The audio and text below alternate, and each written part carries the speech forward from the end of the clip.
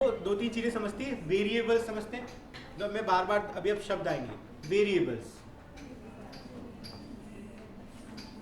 Variables चर हिंदी में उसको बोलते हैं, है ना।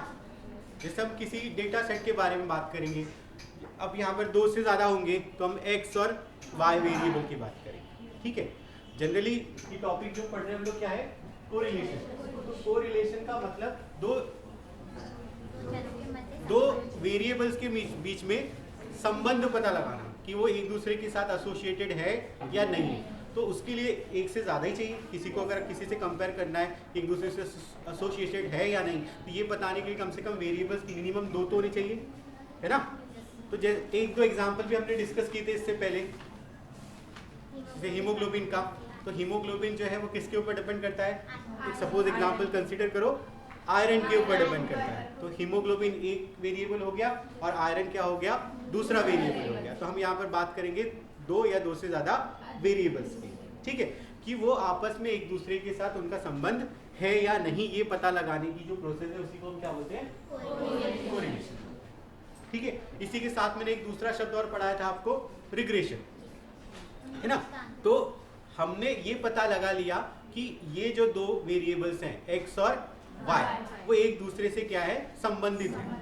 पॉजिटिव बोलो या निगेटिवली बोलो। अब कितने एक दूसरे से एसोसिएट है, मतलब एक बढ़ेगा तो दूसरे के ऊपर उसका क्या इम्पैक्ट पड़ेगा, दूसरा कम होगा तो कितना कम होगा। क्या बात है बेटा, क्यों खड़े हो, बाजू से कोई चेयर ला लो, या कोई भी वहां पर चेयर होगी उससे उठा के बैठ जाओ। हाँ, ये यहाँ सामने आके बैठ जाओ, आ जाओ सामने, आ जाओ, कोई दिक्कत नहीं, एक चेयर लेके आ जाओ सामने, बैठ जाओ। इसको एडजस्ट करो, यार एडजस्ट करो, यहाँ पर इसको एडजस्ट करो। हाँ, तो मैं ये बोल रहा था, आ जाओ तुम यहाँ बैठ जाओ। तो दो वेरिएबल्स के बीच में क्या निकालना है हमको, संबंध पता लगा लिया तो उसको बोलेंगे कोरिलेशन, मतलब एक दूसरे से संबंधित है या नहीं। और क्वांटिटेटिव में कि एक इतना अगर बढ़ रहा है तो दूसरे में कितना चेंजेस होगा, मतलब x इतना बढ़ रहा है तो y कितना बढ़ेगा। तो उसके लिए हम एक रिग्रेशन का इक्वेशन ड्रॉ कर लेते हैं, मतलब एक इक्वेशन निकालते हैं, इसी को बोलते हैं हम रिग्रेशन, ठीक है। तो आज हम क्या पढ़ने वाले हैं, बेसिकली कोरिलेशन, ठीक है। कितनी मेथड्स है, तीन मेथड से पढ़ेंगे कि कोरिलेशन कैसे निकाला जाता है। एक डॉट प्लॉट मेथड होती है, ठीक है, एक कार्ल पियर्सन मेथड, एक रैंक कोरिलेशन, ये 3-4 कोरिलेशन पढ़ने हैं, ठीक है। बढ़े आगे,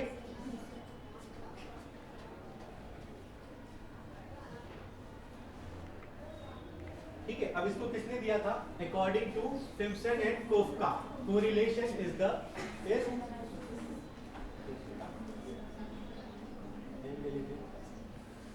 according to Simpson and Kofa, correlation is analysis used to determine relationship between two or more variables. दो वेरिएबल्स के बीच में रिलेशनशिप निकालने की प्रोसेस को आप क्या बोल रहे हो, correlation. It is a technique to determine the association of relationship between two variables. The measure of correlation is called coefficient of correlation. जब आप कोरिलेशन करोगे तो आपको एक लास्ट में क्या मिलेगा, कोफिशिएंट मिलेगा, जिसकी वैल्यू कहां से रहेगी, माइनस नेगेटिव से कहां तक रहेगी, प्लस नेगेटिव के बीच में रहेगी। तो इससे हम उसको मेजर करेंगे कि वो उसके बीच में कोरिलेशन कैसा है। अभी देखेंगे हम आपको, the coefficient of correlation is denoted by r, small r से इसको क्या किया जाता है, डिनोट किया जाता है। बढ़े आगे,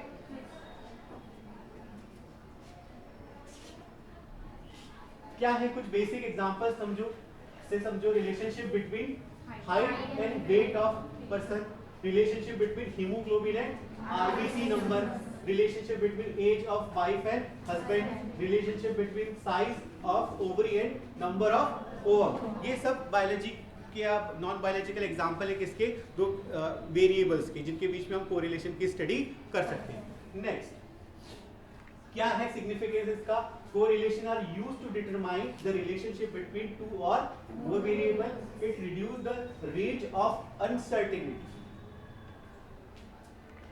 उसके बाद डिग्री ऑफ कोरिलेशन, आप देख रहे हो कि कोरिलेशन के कोफिशिएंट की जो वैल्यू वो कहां से रहेगी, +1 से लेकर के -1 के बीच में रहेगी। तो परफेक्ट कोरिलेशन जब होता है तब क्या होगा, या तो +1 आएगी वैल्यू या -1। तो हम इसको क्या बोलेंगे, perfect positive correlation, perfect negative correlation, जब कोफिशिएंट क्या आएगा +1 या -1। हाई कोरिलेशन 0.75 से लेकर के +1 तक के बीच में आया तो हम क्या बोलेंगे पॉजिटिव हाई कोरिलेशन, और सेम इसका वाइस वर्सा क्या माइनस में रहा तो ठीक है। मॉडरेट कोरिलेशन 0.5 से लेकर के 0.75 के बीच में, सेम वैसे ही नेगेटिव के लिए। लो कोरिलेशन 0.05 से अगर क्या है 50 से नीचे है तो क्या बोलेंगे उसको हम लोग लो कोरिलेशन, और अगर जीरो वैल्यू आ गई कोफिशिएंट ऑफ कोरिलेशन की तो उसको क्या बोलेंगे इसमें कोई कोरिलेशन है, एक्स और वाई के बीच में कोई संबंध नहीं है। ठीक है, तो ये मेजर किया जाता है। समझ में आ रहा है आपको? कोरिलेशन की स्ट्रेंथ बताने के लिए कोफिशिएंट ऑफ कोरिलेशन दिया गया। ठीक है, और कितने टाइप के होते हैं? Positive versus negative correlation, linear versus curve line correlation, simple versus multiple correlation, perfect positive correlation और नो कोरिलेशन। तो यहाँ पर आप इसको पॉजिटिव और नेगेटिव क्या होते हैं? When the both variable changes simultaneously, it is called positive correlation। मतलब एक x अगर बढ़ रहा है और y भी क्या हो रहा है बढ़ रहा है तो उसको हम क्या बोलेंगे पॉजिटिव।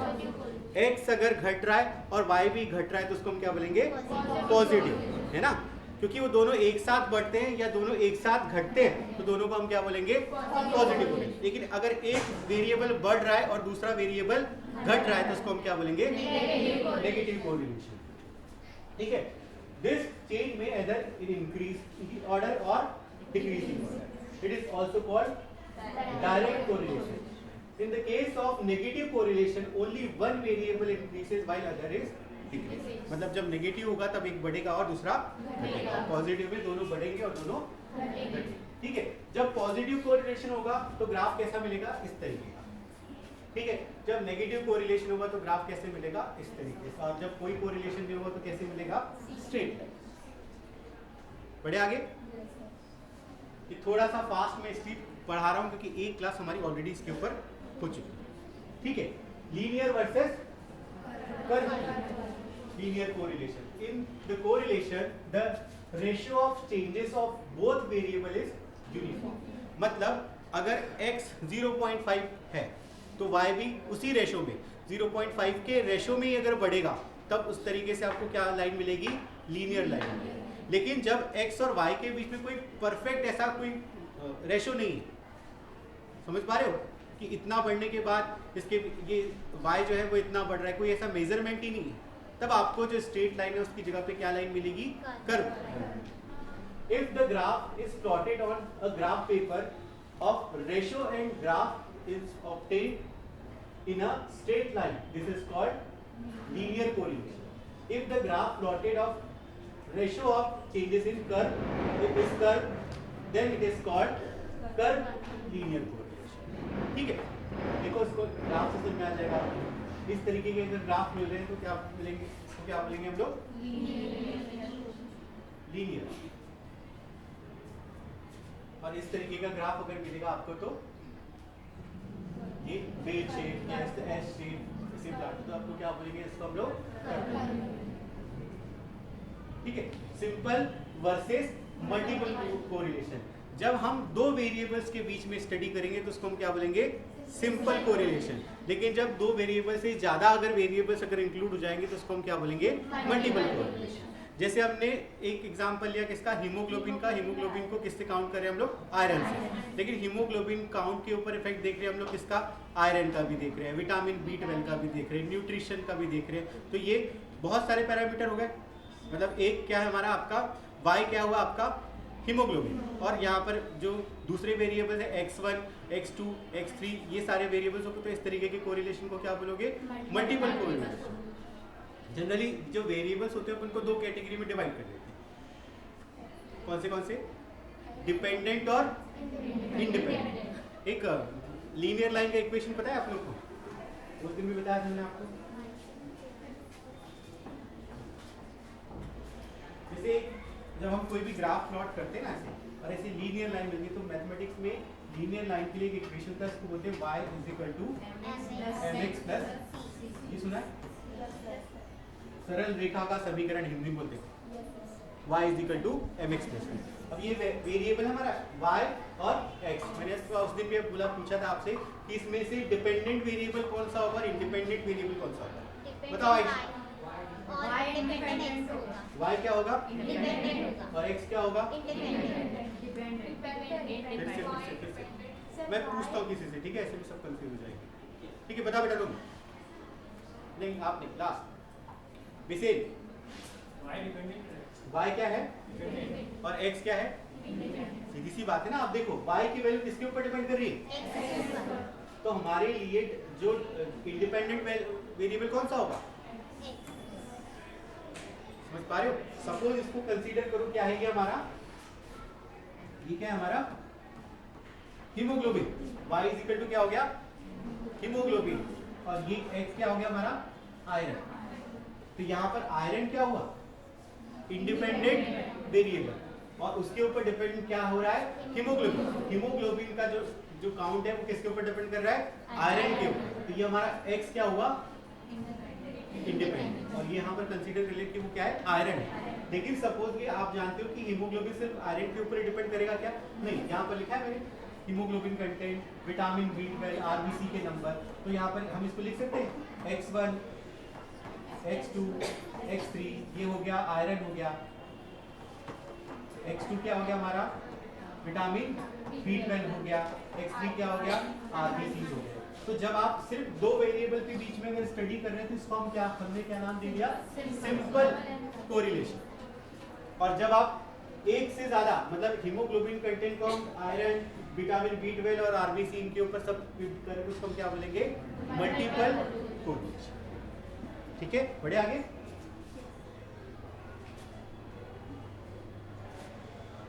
परफेक्ट पॉजिटिव और परफेक्ट नेगेटिव ये हम देख चुके हैं, ठीक है। Both variables are direct and proportional to each other, तो हम उसको क्या बोलेंगे परफेक्ट कोरिलेशन। और जब कोफिशिएंट ऑफ कोरिलेशन की वैल्यू क्या आ जाएगी, 0 आ जाएगी, तो हम उसको क्या बोलेंगे नो कोरिलेशन।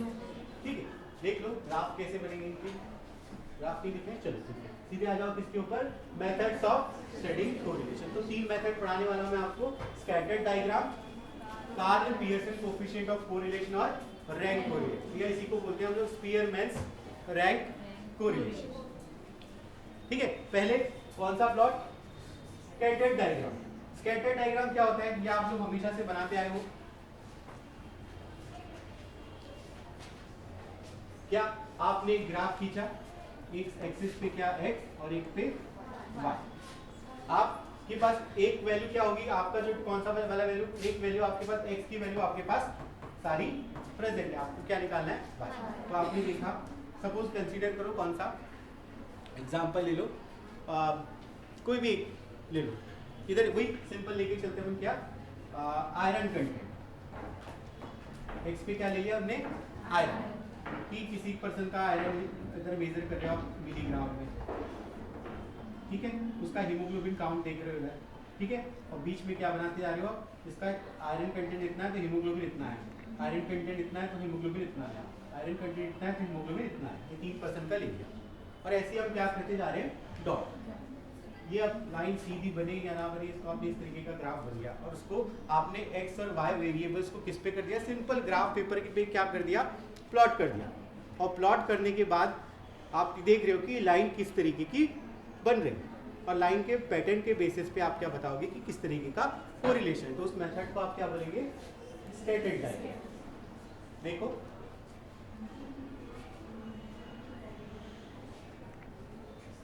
ये इस तरीके की लाइन एकदम परफेक्ट सीधी जा रही है, तो r की वैल्यू यहाँ पर क्या हो जाएगी, ठीक है। तो ये डिफरेंट तरीके से प्लॉट किया गया है। यहाँ पर इधर देखो x और y की वेरिएबल्स को आप सीधे किसमें कर रहे हो, ग्राफ के बीच में प्लॉट करके आप क्या बताना चाह रहे हो, लाइन के बेसिस पे आप प्रेडिक्ट करना चाह रहे हो कि किस तरीके का कोरिलेशन। तो उस मेथड को आप क्या बोलोगे, स्कैटर्ड डायग्राम या स्कैटर्ड प्लॉट। आया समझ में, बढ़े आगे। दूसरा है Karl Pearson coefficient of correlation, ठीक है। अब कार्ल पियर्सन ऑफ इस मेथड से निकालने के लिए आपको क्या करना पड़ेगा, सिंपल मीन आपको पहले निकालते आना चाहिए। क्या निकालोगे सबसे पहले? मीन। अब दो वेरिएबल्स है यहाँ पर x और y, तो ये दो वेरिएबल्स के आप क्या करोगे, क्या निकालोगे? पहला स्टेप क्या रहेगा? अब सबसे पहले इसका फॉर्मूला यहीं पर देखो, यहाँ पर क्या लिखा हुआ है? समेशन ऑफ y और फिर अंडर रूट x का स्क्वायर समेशन ऑफ y। अब यहाँ x और y क्या है? स्मॉल x और y, यदि पता लगाओ पहले। तो पहली स्टेप क्या रहेगी आपकी? यहाँ दो वेरिएबल, कौन से? ये x है और ये y। मतलब आप ये पता लगाना चाह रहे हो कि लेंथ, ये फिशेस के बारे में क्वेश्चन है जहां पर आपको x में क्या दिया हुआ है? लेंथ ऑफ फिश और दूसरा वेट ऑफ फिश। तो आप ये पता लगाना चाह रहे हो कि फिश की वेट और लेंथ में क्या कोई कोरिलेशन है या नहीं। अल्टीमेटली आपको जीरो से लेके -1 से लेके +1 के बीच में आपको कोई ना कोई वैल्यू मिलेगी, तो आप उसके हिसाब से अपना रिजल्ट होगी कि इनके बीच में कोरिलेशन है या नहीं, और कैसा है, पॉजिटिवली है नेगेटिवली, ये भी आप कोफिशिएंट ऑफ कोरिलेशन से बता दो। तो यहाँ पर सबसे पहले किसी भी क्वेश्चन में जब कार्ल पियर्सन वाली मेथड से निकालना है तो दो वेरिएबल दिए रहेंगे x और y। इस केस में यहाँ पर लेंथ और वेट वो वेरिएबल है। हमने लेंथ को मान लिया क्या? x, और वेट को क्या मान लिया? y। वो वेरिएबल्स हैं। अब पहला स्टेप क्या रहेगा इनका? मीन कैलकुलेट कर। क्या निकालोगे पहले? x बार। क्या निकालेंगे पहले हम लोग इसका? क्योंकि स्मॉल x क्या है? एक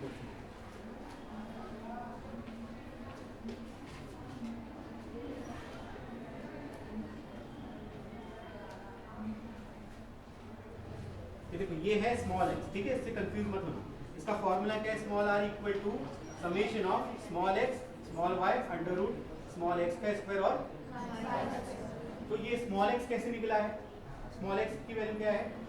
यहाँ पर x माइनस x बार, ये आपका कैपिटल X है, ये आपका कैपिटल Y है, ठीक है। x बार क्या है यहाँ पर? मीन। तो आप इसको क्या करो, पहले सम यहाँ पर निकालो x बार की वैल्यू, इसको सम करो और इससे डिवाइड करो। 1 2 3 4 5 6 7 डेटा है, करो। मुझे x बार और y बार की मीनिंग बताओ, की सॉरी मीनिंग मतलब वैल्यू बताओ।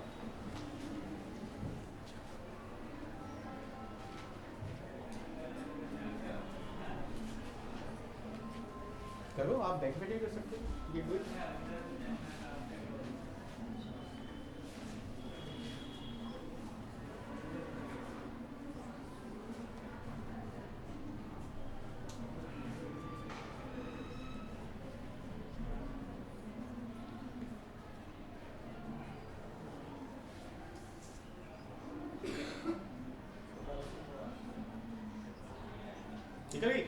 अभी कितना है? x बार कितना आ गया? 16.8 सबका आया, और y बार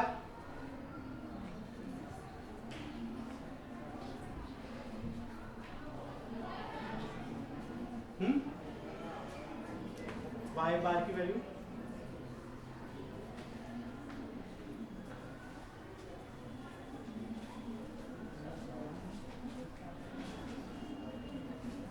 बताओ जल्दी, सभी को करना है।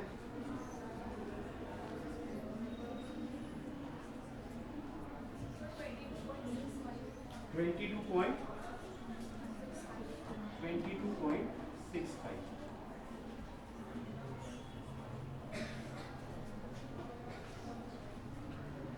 आ गया सबका? इतना आ रहा है सबका? अब आपको ये वाले कॉलम में क्या करना है? x की वैल्यू, स्मॉल x की वैल्यू निकालना। और स्मॉल x क्या होता है? ऑलरेडी बताया मैंने आपको, x माइनस x बार। तो यहाँ पर x की वैल्यू क्या है हमारी? 11.7। x की वैल्यू क्या है हमारी? 11.7। और x बार कितना है हमारा? 16 माइनस 16. क्या आएगी वैल्यू इसकी? बताओ जल्दी। माइनस 5.9। ठीक है, अभी मैंने यहाँ लिख दिया इसको, मैं सीधे डायरेक्ट यहाँ पर लिख देता हूँ इसको, -5. ऐसे ही ये पूरा टेबल फिल करो, मतलब 13.9 माइनस 16.8, फिर उसके बाद 15.5 माइनस 16.8, ये सब निकालो।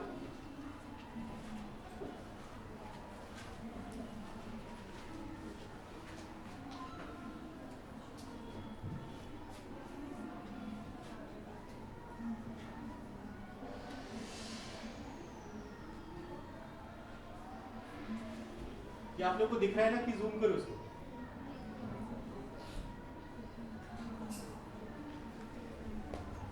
वैसे ही सेम चीज किसके लिए? y के लिए करोगे आप।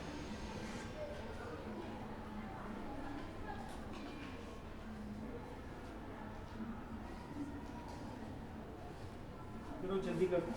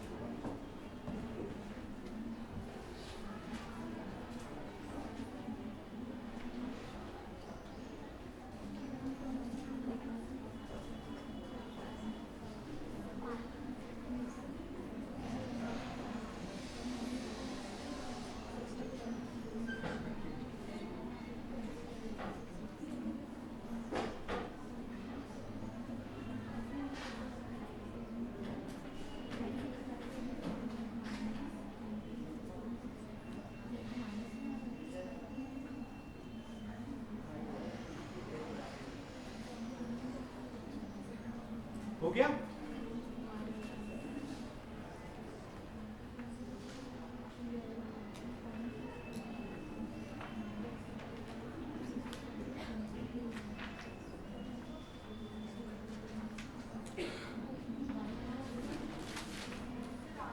आ गया?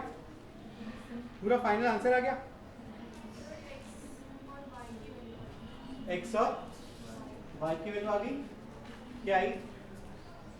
अभी तो आपने सिर्फ ये निकाला होगा, y और ये निकाला होगा, इधर पे y और x निकाला होगा। नेक्स्ट स्टेप क्या है? इसको मल्टीप्लाई करना है। x और y की जो वैल्यू आएगी यहाँ पर मल्टीप्लाई करके लिखो। अगला कॉलम क्या है?